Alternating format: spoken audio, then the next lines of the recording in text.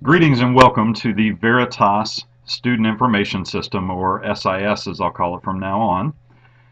As a teacher using this system, especially if you're new to this type of system, it may make you a bit anxious, but I'm hoping this introduction and the other tutorials will help ease any concerns that you have. This is a very simple and intuitive system, and I think once you've had the opportunity to use it, I'm hoping you'll find it enjoyable and very straightforward. One thing for certain, it will do a tremendous amount to ease the administration of the school. So we'll start with a login, and I'll just give you a brief overview. The Veritas SIS system can be accessed from a link on the main Veritas webpage. It will bring you to this page here, which is the login, and you'll simply type your username and password. I've set up a test teacher named John Doe, so we will log in as him, and with his password you will be assigned a randomly generated password. It's very important that you protect this password.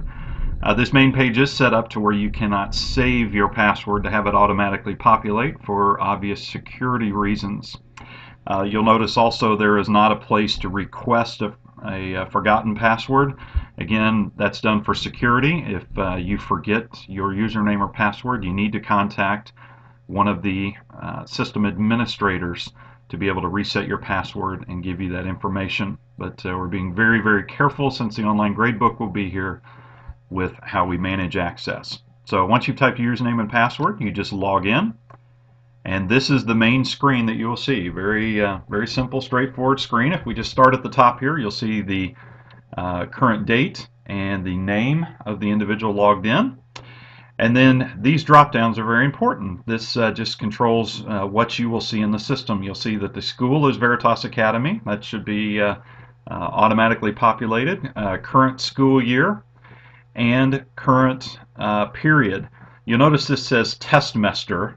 That's because I set up some test courses within testmesters, just so we did not pollute the other setup that we have. But if you look down here, you'll see a first, second, and third trimester, which most of the courses have.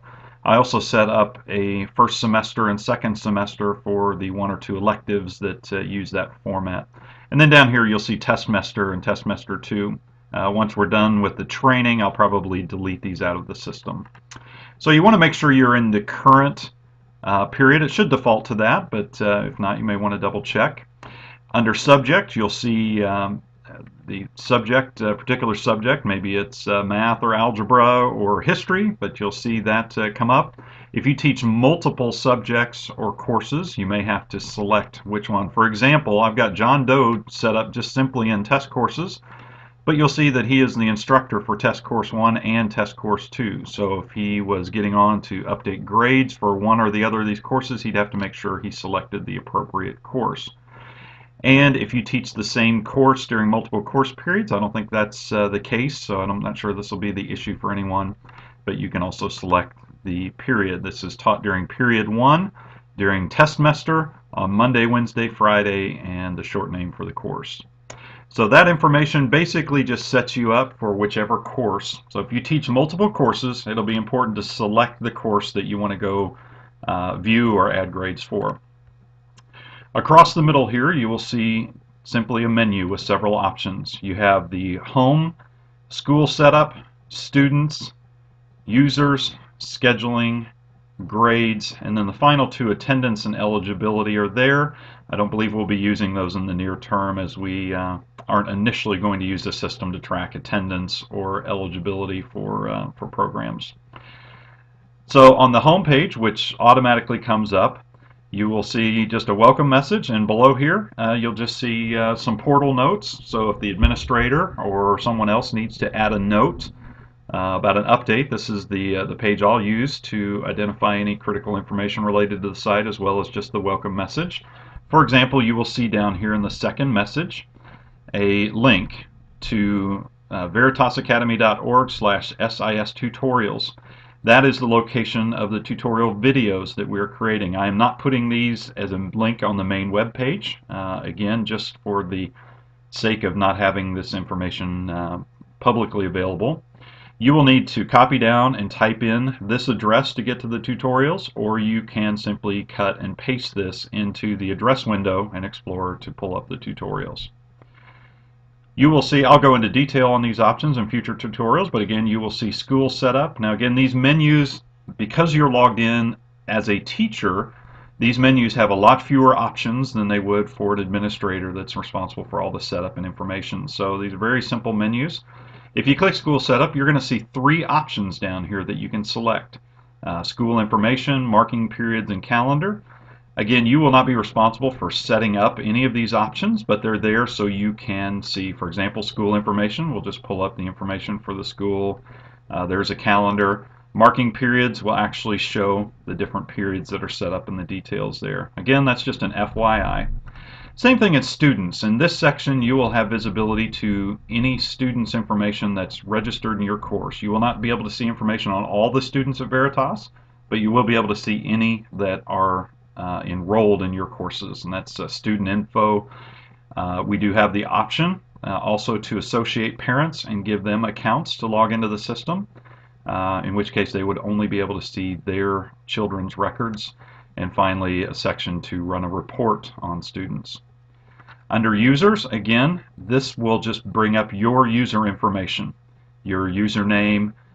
You can go in and potentially change your password if you need to, although I wouldn't recommend it. And this is just a way to verify your information. Again, this is just an FYI only. So everything up to this point has just been information that you can access, but you're not responsible to do anything with. The same holds true for scheduling. You can pull up here and pull up a student's schedule.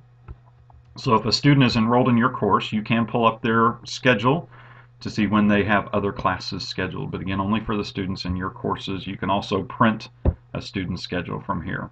Again, this is all for information. So all of these menus are just information you can access, but you should not need to change or modify any of that. The attendance and eligibility area, again, in the near term are not going to be used. At a future date, if we decide to track attendance with the system, we have the capability to do it. I have built that capability in, but we're not going to mess with that initially. So finally, the most critical tab here is grades. That is where you will be adding information and making changes. You will see some options here, inputting final grades. There are, within the marking periods, a final grade period where you will go in and review and verify and authorize final grades, and this will be the menu used for that. There's a spot to be able to print report cards, although the administration will also be able to print report cards for students. Very simply, they'll be able to highlight students and click generate report cards, and they will be generated and finished. So very, very easy. There is a section for your grade book, and then an area for reports and setup that we'll review in future modules. The single most important link for you in this entire system is under Grades and Gradebook, because this is the one place where you will interface and use this system extensively, and that is in assigning grades, adding assignments, tests to the system. So this will be the grade keeper function. So we'll be going through all of this in great detail in future modules, but I just wanted to give you a basic introduction to the system.